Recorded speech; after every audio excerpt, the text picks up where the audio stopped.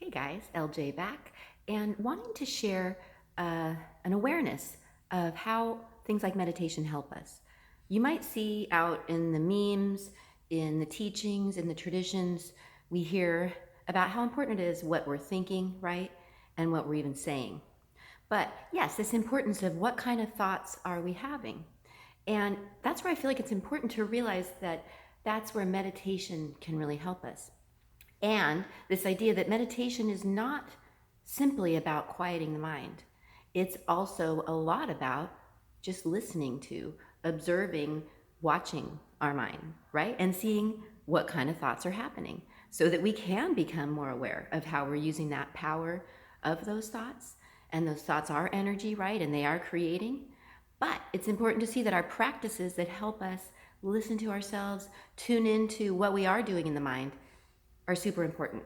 And one of the tools that helps is to bring in a spirit of non-judgment, which things like yoga and meditation definitely encourage, so that when we are taking a look, taking a listen, becoming that observer with ourselves, noticing what we are doing in the mind, how we are using that power of our thoughts, to bring in that non-judgment, to just notice what's true, how it is going, how you are thinking, how you are focusing, how you are remembering, how you are imagining, right?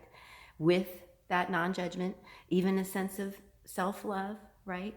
But then, yes, we have a chance to choose again, to choose anew. And that's where things that help us quiet the mind can help change the momentum of those thoughts, give us a little break, a little refresh, and a chance to reset, re-choose, and yes, use that mind more effectively, more efficiently, and in the direction of what we do want, right?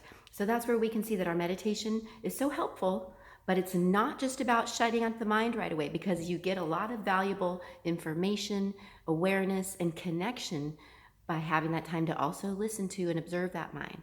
So quieting it, yes, but also the listening and observing part is super important. And that's how we can start to change how we're using the mind. Use what we now know, how that mind is so powerful, but often becoming aware of what we are doing with the mind is the first step. And then we have tools to rewire, re-choose, refocus, right? And this is the power of these practices. So hope that's clarifying for you. I'm here to help. Thanks for listening, guys. Namaste.